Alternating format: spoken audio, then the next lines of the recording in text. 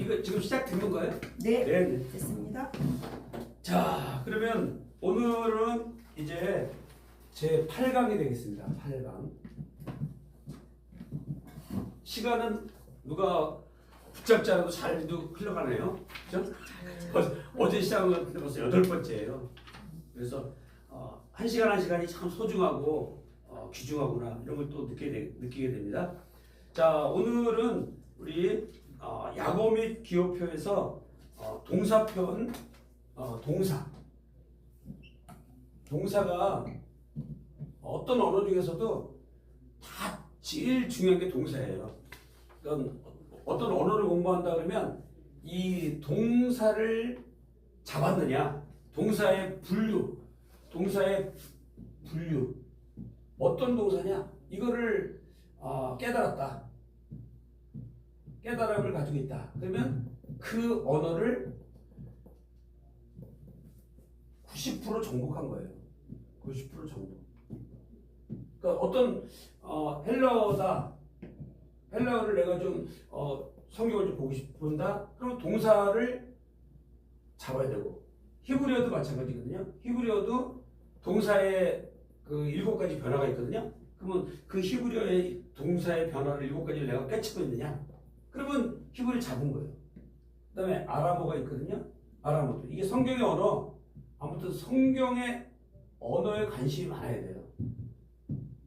물론 뭐 중국어도 중요하고 베트남어도 중요하고 다 중요하죠. 선교도 해야 되니까. 그래서 중요하지만 이 성경의 언어는 헬라어, 히브리어, 아람어이기 때문에 이 3가지 언어에 깊은 관심을 좀 갖고 공부를 해나가는 게 우리 신학교에서 가장 중요한 어떤 사명이라 그럴까? 기초 학문이라 그럴까?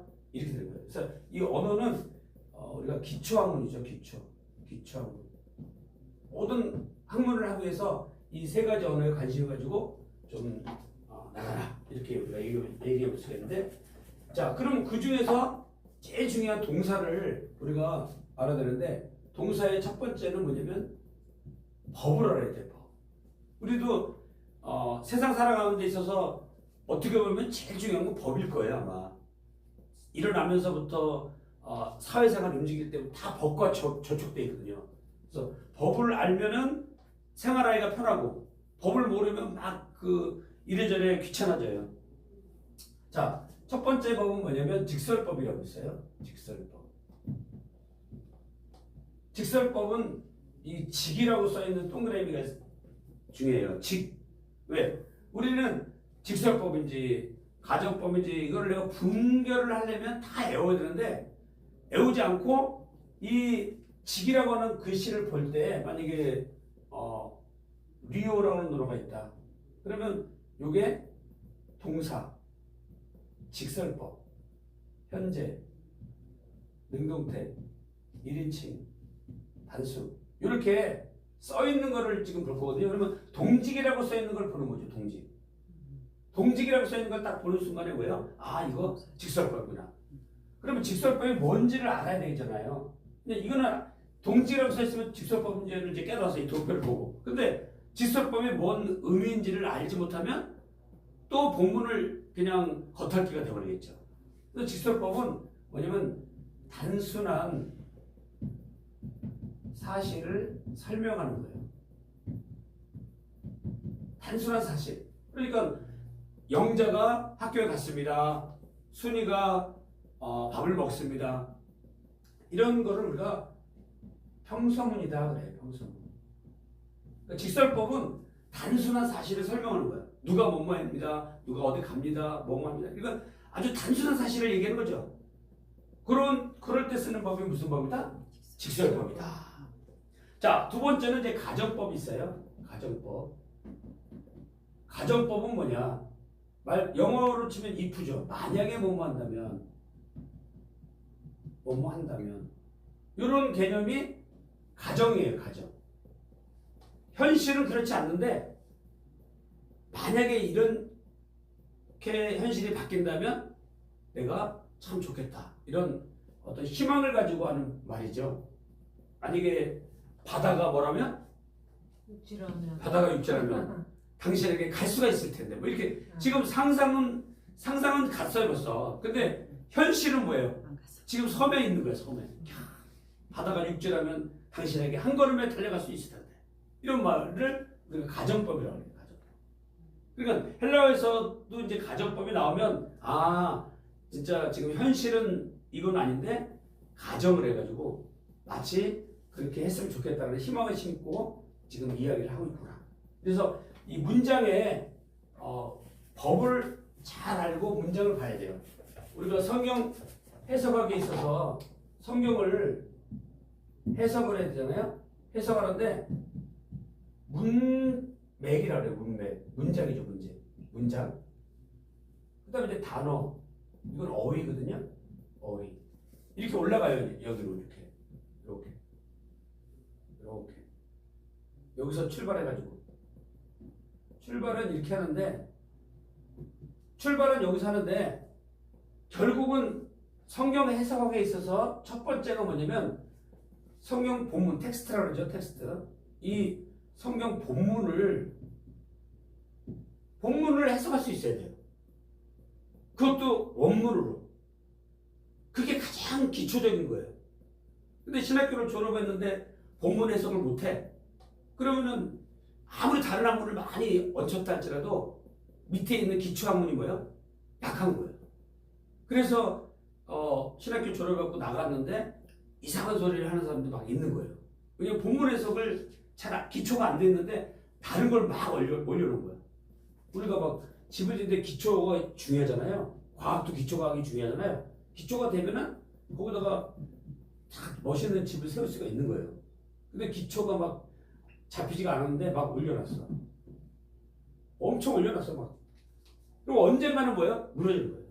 언젠가는 기초가 없기 때문에 무너지는데 기초가 잘 돼 있으면 집이 좀 허술해도요 아주 짱짱해요. 그래서 성경 해석에 있어서 그 문화가 있을 거고 역사가 있을 거고 관습이 있고 여러 가지 그 신학적인 요소들이 이제 들어가겠죠. 이렇게 해석이 여러 가지가 있어요. 성경 해석하려면. 근데 그 성경 해석하기에 있어서 첫 번째가 뭐냐면 본문 해석이에요. 본문 해석도 단어 같은 거 이거 가지고 하는 건 기초예요. 이거 기초. 좀 말하기 뭐하지만 아무튼 기초예요. 단어만 가지고 얘기하는 건 기초. 근데 중요한 건 뭐야? 문장을 볼 줄 알아야 돼요. 문장. 그 다음에 더 나가서는 뭐야? 문장과 문장이 연결되어 있는 걸 문맥이라고 해요. 문맥. 그러니까 예수님께서 지금 엠마오로 내려가신다. 엠마오로 된 두 자를 만나셨다. 그 다음에 베다니 집에 가셨다. 그런 한 문맥이 나오잖아요. 그러면 그 문맥 전체에서 지금 예수님이 뭘 보여주고 싶은 건지, 예수님이 뭘 말씀하시려고 하는지, 그 말씀을 통해서 그 예수님께서 의도하시는 바가 뭔지, 이거를 본문을 통해서 깨달아야 되는 거예요. 근데 이단들이나 이런 사람들은 이런 거보다는 뭐에 치중하냐면 여기에 치중해요. 여기 한 구절을 끄집어내가지고 짝이 있다 그래가지고 다 짝을 맞춘다 그래가지고 이상한 쪽으로 풀어가는 거예요. 성경. 그거 하나씩 뽑아가지고 그냥 자기 편리한 대로 써먹는 거죠. 그런데 이런 것들이 이제 우리 오늘날 교회에서도 많이 지금 일어나고 있어요. 사실 교회가 예를 들어서 교회 건축을 한다. 그러면 말씀 속에 이제 그런 게 있잖아요. 그러면 그걸 가지고 설교 시간은 뭐예요? 이거 뽑아가지고 건축하는데 쓰는 거예요. 건축을 이번에 해야 됩니다. 헌금을 많이 내십시오. 그러면 이게 말씀이 맞긴 맞아요. 이게 틀린 건 아닙니까? 요거 얘기하는 거니까. 근데 전체 문맥으로 보면 전혀 그런 얘기가 아니야. 그런 의도가 아니야. 그렇잖아요? 그래서 성경 본문에 해석에 있어서 이 문맥을 이해해야 돼. 문맥을 이해하는데 제일 중요한 건 뭐냐? 바로 법을 알아라 이거죠. 직설법이냐, 가정법이냐. 그 다음에 세 번째가 뭐냐면 명령법이 나와요. 명령법. 자, 명령법은 뭐냐? 명령법은 뭐냐면 당신은 너희들은 뭐뭐 해라. 이런 말이 명령법이에요, 사실. 그래서 요거는 너는 뭐뭐 해라. 너희는 뭐뭐 해라. 요게 가장 명령어의 가장 기본이에요. 그러니까 명령법이 나왔다 그러면 너희는 뭐뭐 해라, 너희들은 뭐뭐 해라. 이런 개념을 다 갖고 있어야 돼요. 대상이 누구라고요? 대상이 누구라고요? 너. 그 다음에 뭐야? 너희. 너희는 복수고, 그래서 이걸 갖다가 2인칭 단수. 이거 뭐예요? 2인칭 복수가 되는 거죠. 근데 이제 그 헬라어나 히브리에서는 3인칭 명령도 있어요. 3인칭 명령. 2인칭만이 아니라 그로 뭐뭐 하게 하라. 그들로 뭐뭐 하게 하라. 이런 개념을 알고 있어야 돼요. 그러니까 영어로 굳이 한다면 렛미라는 게 있어요. 렛미 고 뭐 레디비 팝송에 레디비 같은 거 있죠. 레디비 이런 거. 이게 뭐냐? 그것이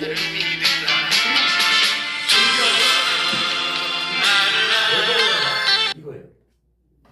그것이 나로 가게 하라. 그 다음에 뭐 희가 있다. 그럼 뭐예요? 그래 힘이 되겠죠. 그러면 그로 가게 하라.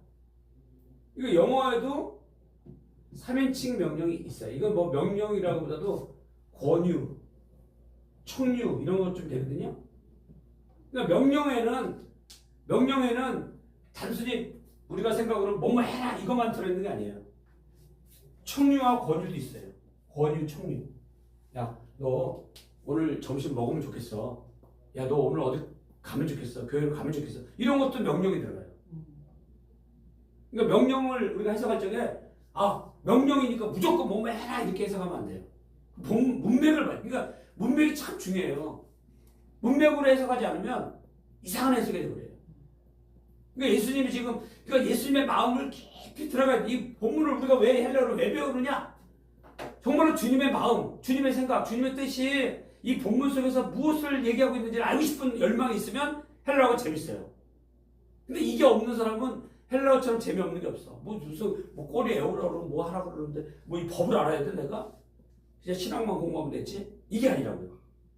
중요한 거는 이 본문 속에서 예수님께서 이 단어를 선택하고 이 말씀을 하시고 또 확장돼서 문장, 확장돼서 문맥, 확장돼서 성경 전체, 마태복음 전체, 확장돼서 공관복음 전체, 사복음서 전체, 신약 성경 전체가 무슨 얘기를 하고 있는지를 알아야 돼요.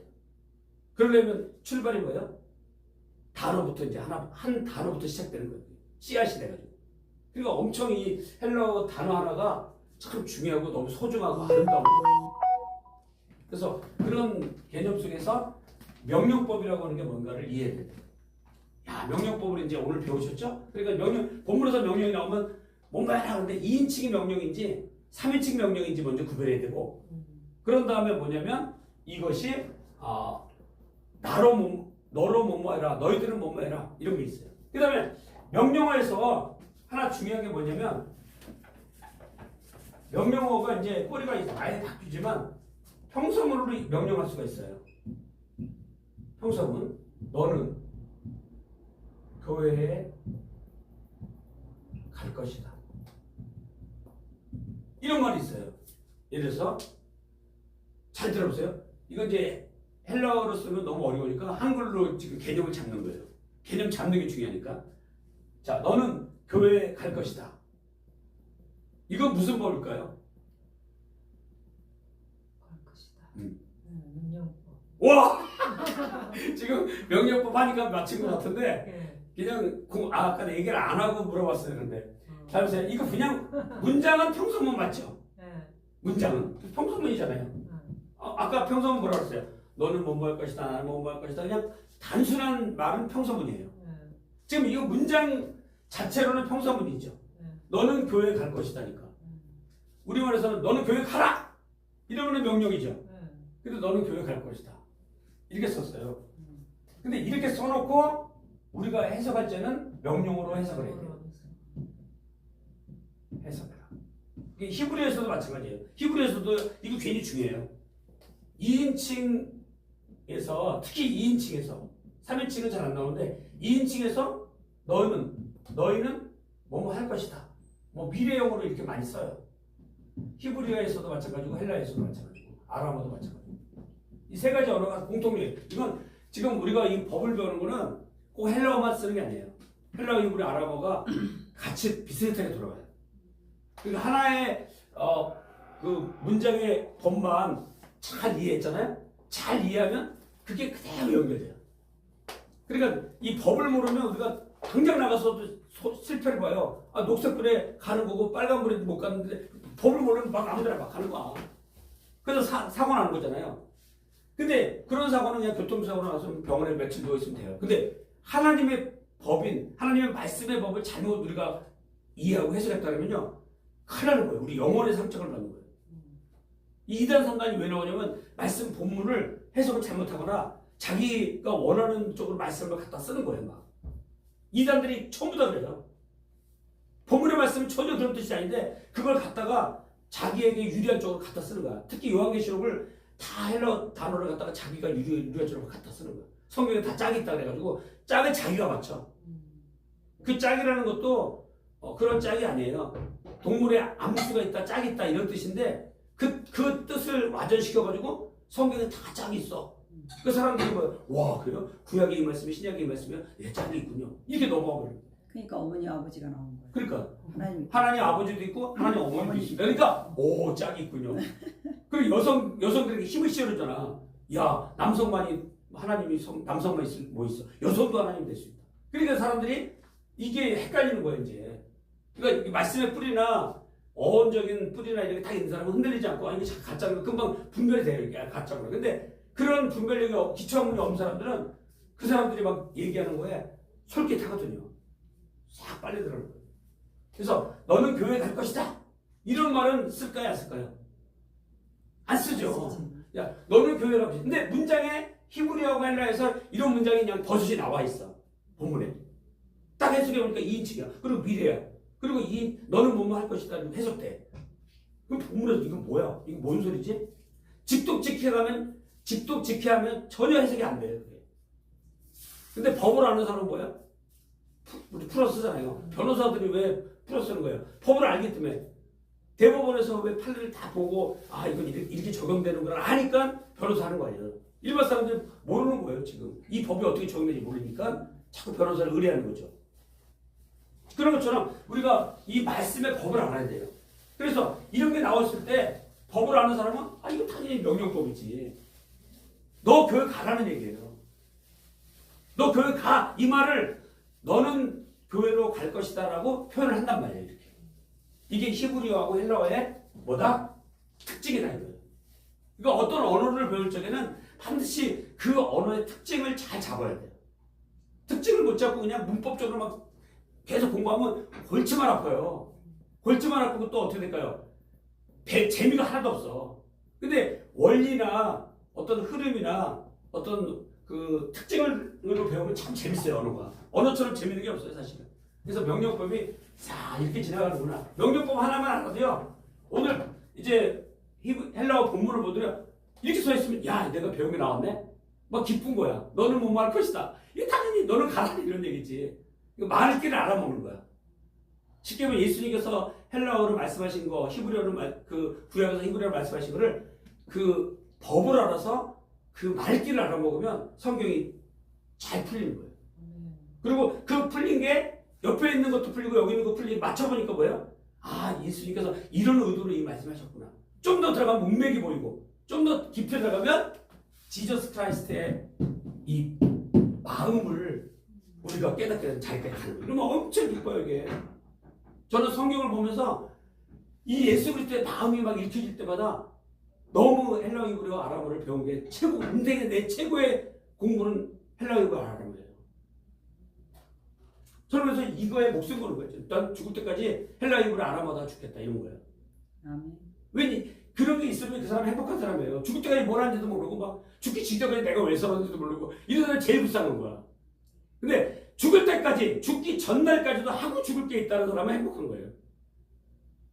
우리 성도사님은 이제 찬양을 죽기 전까지 하시겠지만 그래서 예를 들어 자기의 뭐가 있잖아요. 그럼 그거 하는 거예요.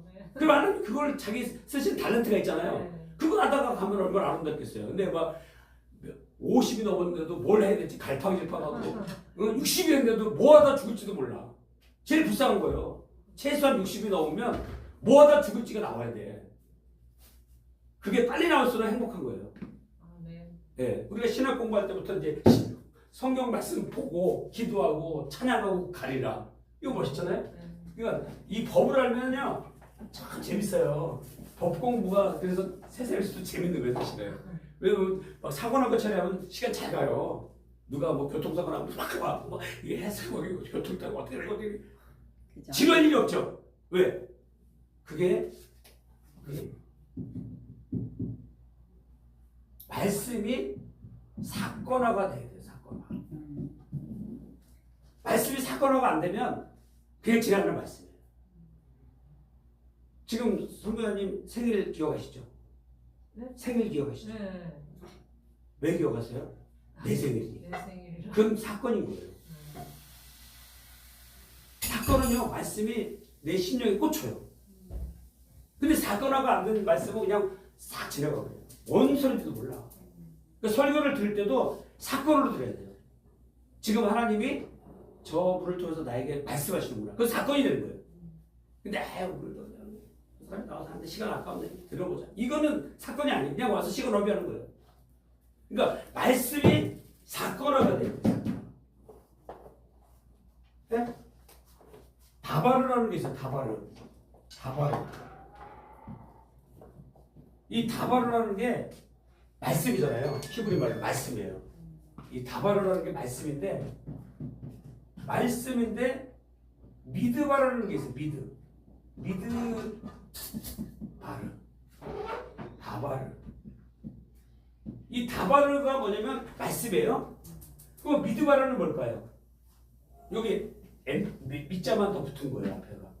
그럼 이 다바르는 뭐냐면 말씀이라고 했죠, 분명히. 근데 밑자가 붙었어요, 앞에가. 미드바르는 뭘까요? 이건 뭐냐면 광야예요, 광야. 그러니까 사실 말씀은 어디서 나오냐면요, 광야에서 나와요, 광야에서. 내가 말씀이 갈급해야지 진짜 말씀이야. 그냥 지나가는 데는요, 자기 의만 드러나는 거예요. 엘리야가 850명 물리치고 막 비 안 오게 하고 비 오게 하고 막 역사 일어났잖아요. 그거는 자기 의가 드러나는 거예요. 근데 이세벨이 내일 너 죽여 그러니까 도망가죠. 그리고 로덴 나무에서 죽기를 구하잖아요. 나 죽여줘 그러잖아요. 근데 천사가 와서 물병하고 떡을 주잖아요. 그리고 40일 가서 어디에 도착한 거냐면 호렙산에 도착해서 하나님의 음성을 들어요. 불 가운데도 물 가운데도 아니하고 세미한 음성 가운데 들려와요. 그게 진짜 사건화가 되는 말씀이에요. 거기에 엘리야가 꽂힌 거예요. 그 전에 막 역사를 일으키고 이런 것들은요, 이런 데 속으면 안 돼요. 우리도 사람들이 막 좀 잘 나가면 막 교만해지잖아요. 막 일어나가지고. 근데 조그만 사건에 무너져 버리는 거예요. 교만이나 이런 것들은. 그러니까 엘리야가 말씀의 사건화가 되는 거는요, 하나님에서는 호렙산에 이르러서 세미한 음성을 들고요. 막 불 같은 데도 지나가고 이런 것들이 아니다라고 하셔요. 불 가운데 지나가고 물 가운데 막 폭풍 가운데도 하나님의 음성 안 들려요. 막 시끄러워서 막 안 들려요. 진짜 내가 광야를 걸어가야 돼요. 하나님 말도 없습니다. 하나님만이 나의 도움입니다. 라고 하는 이 헨의 기적이 있어요. 헨의 기적. 이 헨인데 이 헨은 뭐냐면 은혜예요. 히브리 말로 은혜인데 하나님의 은혜만이 살 길입니다. 그때가 광야가 되는 거예요. 내 인생의 광야. 그때 광야가 됐을 때 뭐가 와요? 말씀이 올 때 진짜 말씀이에요. 그게. 그 말씀을 우리가 뭐라고 하냐면 사건화라고 해요. 사건화. 그러니까 말씀이 사건화가 되지 않으면 무슨 말씀이냐? 어떻게 보면 그냥 말씀이야. 그래서 우리가 그 레마라고 있죠. 레마라고 그러는데 이 레마가 중요해요. 레마가. 말씀. 그죠? 그래서 이 레마라고 하는 말씀을 우리가 사건화가 된 말씀으로 들어오면 그것이 또 로고스가 되는 거예요. 로고스. 그러니까 로고스하고 크레마를 구별하는 게 아니라 같은 거예요, 사실은. 같이 있는데 그 사건이 되느냐 안 되느냐가 이제 그 안에 들어있는 거예요. 그래서 이 명령법 다음에는 뭐가 나오냐 보니까 이제 부정사가 나와요. 부정사.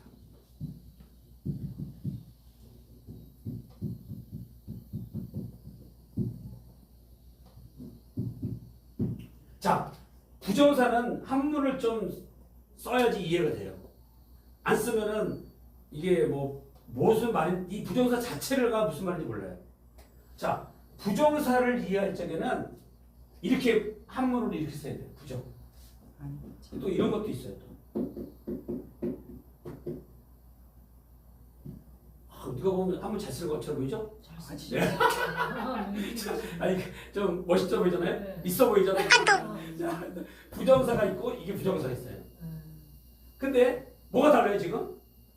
그렇죠. 글자가 여기 입구자가 있죠. 네. 여기 입구자가 없죠. 네. 무슨 차이일까요? 부정적인 거. 그러니까. 여러분 왜냐면 이걸 한글로 하면 둘 다 부정이니까 네. 헷갈린단 말이에요. 그래서 한문을 쓸 수밖에 없어요 이거는. 왜냐면 이것도 부정사 이것도 부정사니까. 한글은 같으니까 우리나라 말은 음성학이잖아요. 뜻이 없잖아요. 음성이잖아요. 그러니까 부정사 부정사예요. 그러니까 머릿속에서 정리가 안 되면 헷갈리는 거예요. 계속. 이거는 우리가 영어에서도 부정사가 나오고 히브리에서도 나와요. 부정사가. 헬라어에서도 나오고 아람어에서도 나오고. 그렇기 때문에 다 알아야 돼. 부정사. 이걸 정리를 확실하게 해놔야 돼요. 자, 이거는 입이 있어요. 입이. 여기는 입이 없고. 그렇게 생각하시면 좋아요. 입이 있다는 거는 뭘 할 수 있다는 거예요? 입이 있다는 거는 말할 수 있다는 거잖아요. 그리고 입이 없다는 건 뭐예요? 말할 수 없다는 거. 그렇게 생각하시면 돼요. 그럼 머릿속에 싹 들어가죠. 말할 수 있다는 거는 no라고 말하는 거예요. 지금. 이거 부정사예요. 아니다. 안 돼. 이러면 부정이에요.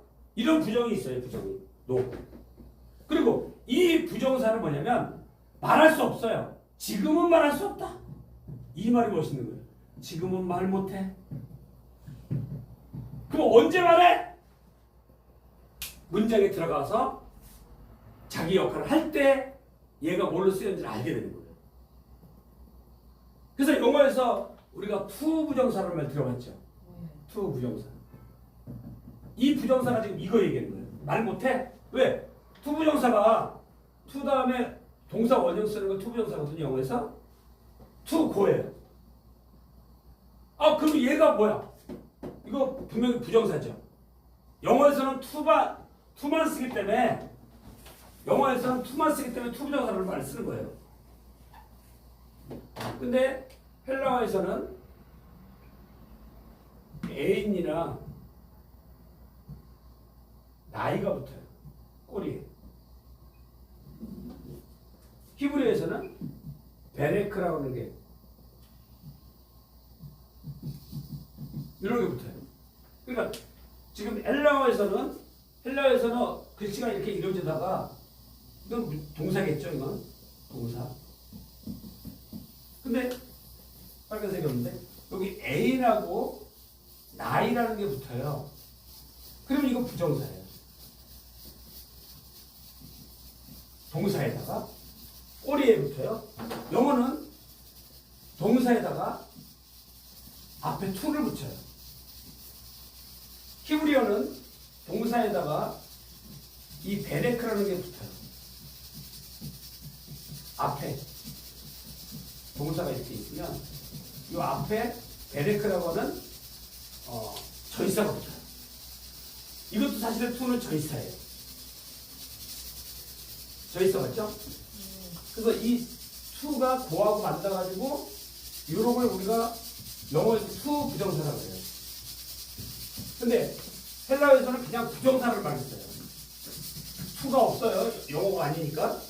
그러니까 헬라어에서는 그냥 부정사. 히브리어에서도 그냥 부정사. 물론 히브리어는 지금 배우는 건 아니지만 참고로 알아두면 나중에 히브리어 할 때 빨라요. 아, 이렇게 베레크라는 게 앞에 붙으면 히브리어. 끝에 붙으면 애인이나 애우기도 쉬워요. 나이 많은 애인 있죠? 그렇게 외우면 안 잊어버려요. 여기 보세요. 여기 나이라고 있잖아요. 여기 애인이잖아요. 애인. 그러니까 애울 때 이렇게 해야 돼요. 나이 많은 애인을 만들면 돼요, 안 돼요?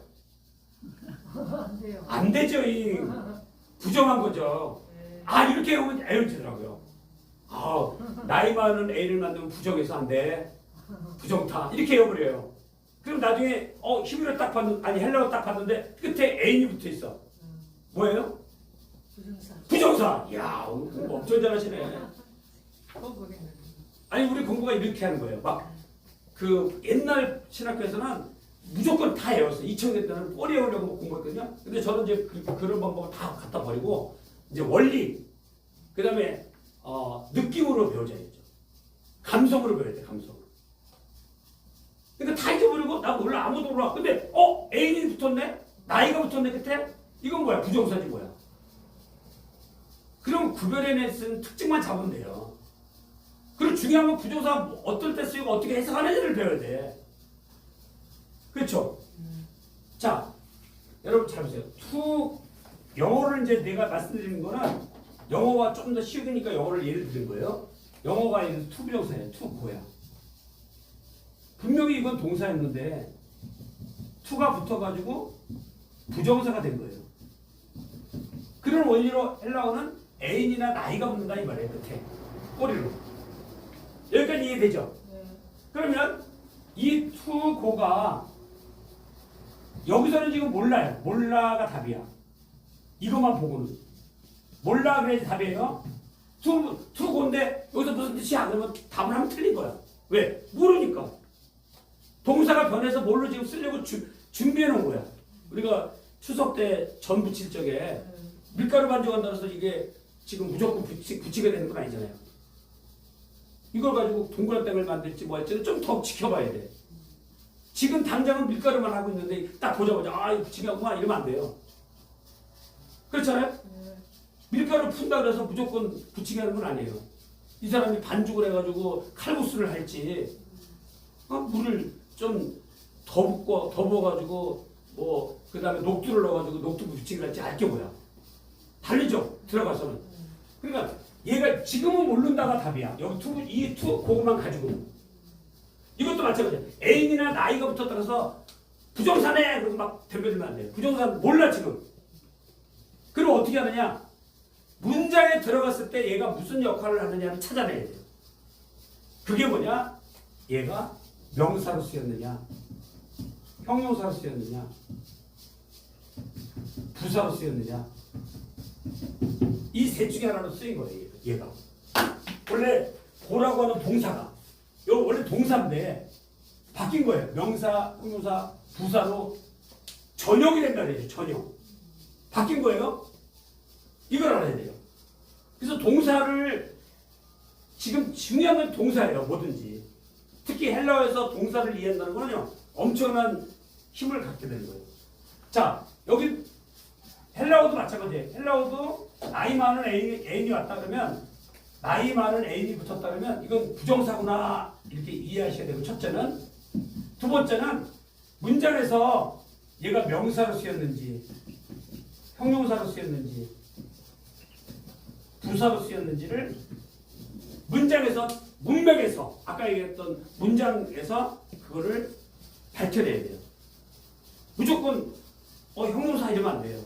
무조건 부사 그러면 안 돼요. 무조건 명사 그러면 안 돼요. 지금 문장 속에서 얘가 뭘로 쓰였는지를 밝혀야 돼요. 그거는 이제 우리가 이 문법을 다 배운 다음에 문장론 할 적에 제가 이제 그걸 예를 들어서 해줄 거예요. 지금 이거 했다 저거 했다면 우리가 지금 이번 학기 이거 다 못 끝나요.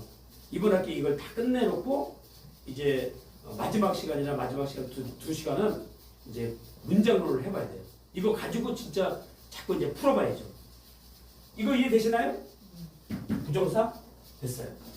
그 다음에 오늘 분사까지만 할게요. 분사만 하면 이제 아주 중요한 부분을 다 넘기니까. 자, 이제 뭐가 남았냐 하면 분사가 남았어요. 분사. 자, 부정사는 이제 이해된 거예요.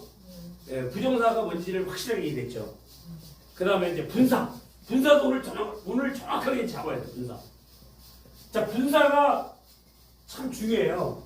그러니까 헬라어나 히브리어나 아랍어에서 이 세 가지만 잡으면 돼요, 사실은. 부정사, 그 다음에 분사,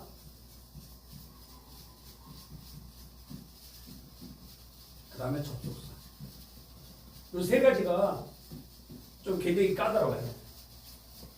영어에서도 마찬가지고 헬라어에서도 아람어도 마찬가지고. 부정사, 분사, 특히 부정사, 분사를 요거를 오늘 오케이가 됐다. 그러면 굉장히 중요한 걸 다 가진 거예요. 분사, 부정사가 굉장히 영어에서도 이거 두 개만 알면 다 끝나요, 사실은. 나머지 쉬워요. 부정사가 어떻게 돌아가는지, 분사가 어떻게 돌아가는지 알면은 쉬워요. 자, 분사는 또 이것도 함부로 써야 돼요. 이렇게 써야 돼요. 분사. 분사. 이 분사는 이게 나눌 분자예요. 나눌 분자.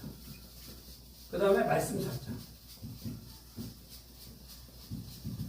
나눌 뿐 말씀사예요. 그러면 나눌 뿐 이 분자가 나눠졌다는 얘기인데 어디서 나눠졌냐? 동사에서 온 형용사예요. 일단 기본 개념이 이건 딱 잡아야 돼요. 분사는 뭐냐? 헬라어에서 딱 한마디로 정의를 해야 돼요. 딱 그리고 물어보는 순간 답을 딱 해야지 내게 되는 거예요. 물어봤는데 잠깐만 기다려보세요. 노트 막 피워가지고 막 책을 찾고 그러면 내게 아니야. 그냥 딱 물어보면 답이 나오면 내게 된 거예요. 이 말을 해야 돼요. 분사가 뭡니까? 동사에서 온 형용사입니다. 이렇게 대답하면 몇 점? 100점. 한번 해볼게요. 이제 가리고 딱 물어봅니다. 분사가 뭡니까? 동사에서 온 형용사. 와! 알았어. 아니 왜냐면 이렇게 말을 해볼 때 머릿속에 들어간 게 내가 말을 해볼 때 입력이 돼요. 근데 가만히 듣고만 있으면은 이게 80%밖에 안 돼. 나중에 수업 끝나면 다 까먹어버려요. 근데 내가 말로 한번 해는 거 있잖아요. 눈으로 봤죠 지금. 눈으로 봤고 들었죠. 내가 말로 해봤죠. 그리고 적었죠. 이게 이제 공부가 확 되는 거예요. 영어냐 공부는요. 관뚜껑 닫힐 때까지 안 잊어버리는 게 진짜 공부야. 그렇게 공부해야 돼요. 괜히 뭐 공부 많이 해서 다 까먹는 공부를 하지 말고 몇 개 오늘 몇 개 안 배웠는데 어? 몇 개 오늘 배우지 않았죠. 근데 그게 머릿속에 다 박혀 있었던 거야. 성공한 거야 공부가. 근데 뭐 공부를 엄청 많이 막 펼쳐놨어. 싹 들어서 아무 생각이 안 나. 이런 공부가 아닌 거예요. 근데 오늘 배운 거 없어. 사실 뭐 오늘 배운 것도 없어. 어? 오늘 주님은 몇 개 없죠. 시간을 엄청 지나갔는데. 근데 뭐는 있어요? 남는 거 있단 말이에요. 법이 뭐냐? 오늘 법에 대해서 법에 대해서. 직설법을 배웠다. 가정법을 배웠다. 명령법을 배웠다.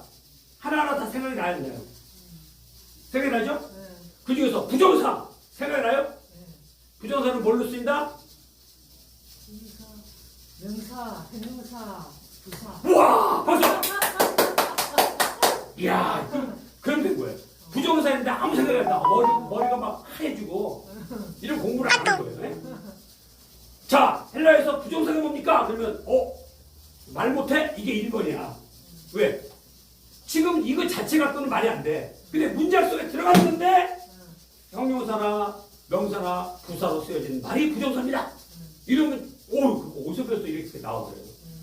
영어에서도 그렇고 헬라에서도 그렇고 히브리에서도 그러니까 그렇게 말할 수 있는 걸 가지고 본문에 들어가야 돼요.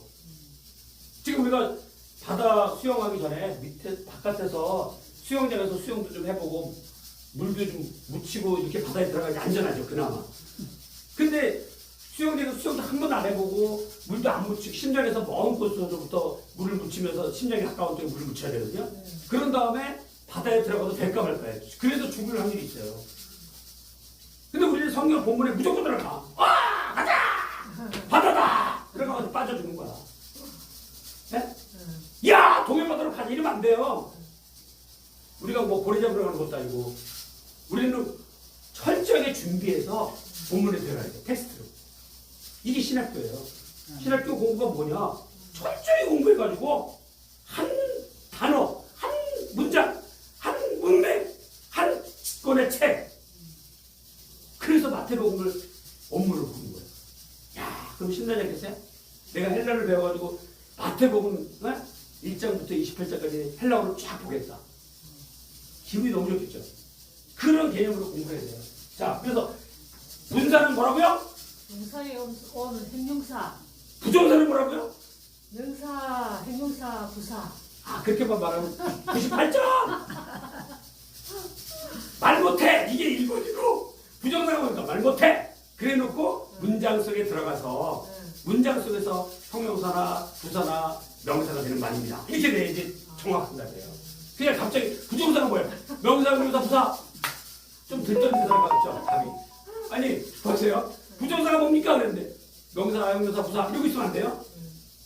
지금은 할 수 없지만 바깥에 있으면 문장 속에 들어가서 문장 속에서 형용사나 부사나 명사로 쓰여지는 말 딱 하면 우와! 이 사람 부정사를 저렇게 정확하게 이해하고 있어?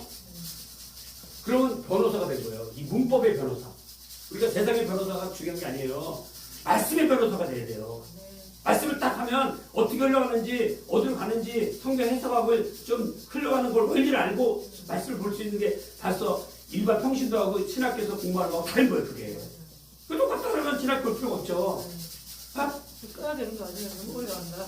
네, 뭐 괜찮아요. 아무튼 이 분사 이거 중요합니다. 그 다음에 마지막으로 하나 더 있는데 그게 뭐냐면 펜이 어디 갔어? 아 여기 있구나. 숨어있네.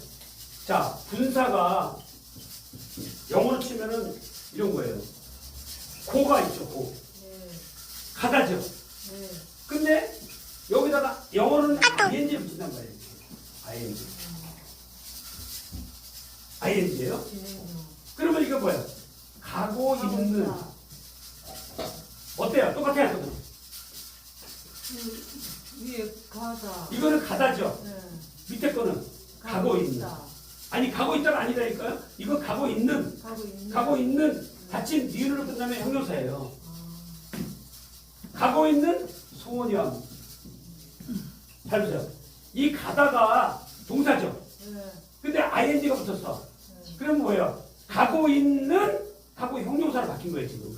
있는 소년으로 꾸며지는 거예요. 그러니까 헬라어 본문에서 엠마오로 내려가는 두 제자. 그러면 내려가는 이 뭘까요? 내려가고 있는 이 뭘까요? 분사예요. 분사. 그렇게 이해하시면 돼요. 그러니까 지금 한글을 봐도요. 한글을 봐도 이게 분사형으로 느껴지면은 헬라어가 이제 보이는 거예요. 엠마오로 내려가는 두 제자. 내려가는 이 고 다운인데 영어로. 근데 고잉 다운이 되는 거예요. Going down to disciples. 그런 거예요? 내 엠마오로, to 엠마오. 엠마오로 내려가고 있는 두 제자. 다 나오는 거예요. 그리고 영어 성경은 그냥 기본으로 책 깔리고. NIV는. 그 다음에 뭐예요? 헬라어가 나왔다. 그러면 헬라어는요, 이렇게 해서 on으로 끝나는 게 있어요. 이게 분사형이에요. 분사형의 기본 형태예요. on, 이렇게. 오메가에다가 뒤가 붙어요. on, 이거 on. 끝에 이게 붙었다 그러면 뭐라고요? 시간대. 아, 네. 끝에 on이 붙었다는 뭐라고요? 분사예요. 분사. 아시겠죠? 네. 요거 꼭 기억하세요. 이제 요거만 하고 마칠게요. 분사에서 제일 중요한 거는 분사에서 on하고 꼬리가 또 와요. 플러스. 그 다음에 맨이 와요. 그리고 꼬리가 와요. 자, 세 가지만 기억합시다. 분사는 on으로 끝나는 거 분사입니다. 꼬리가. 그 다음에 on. 아유, 이거 on이 아니라 은트. 은트가 오고 꼬리가 또 와요. 플러스로. 그리고 맨이 오고 또 플러스 꼬리가 오고. 요런 형태를 기억해 주세요. 이런 형태만 기억해 주면 아 이게 분사 형태구나 이렇게 알 수 있어요. 그러니까 헬라어의 분사 형태 on. 그 다음에 은트를 끝나고 꼬리가 오고 맨이 오고 꼬리가 와요. 이렇게 이런 꼬리가 끝에가 이렇게 생겼거든. 딱 보는 순간에 뭐라고요? 분사다. 분사. 그러니까 분사가 뭔지 알고 헬라어에서 뒤에 꼬리가 어떻게 붙는지 이런 형태를 대충 알고 있으면 돼요. 그럼 본문 멋지게 이제 그게 보이거든요. 네, 오늘은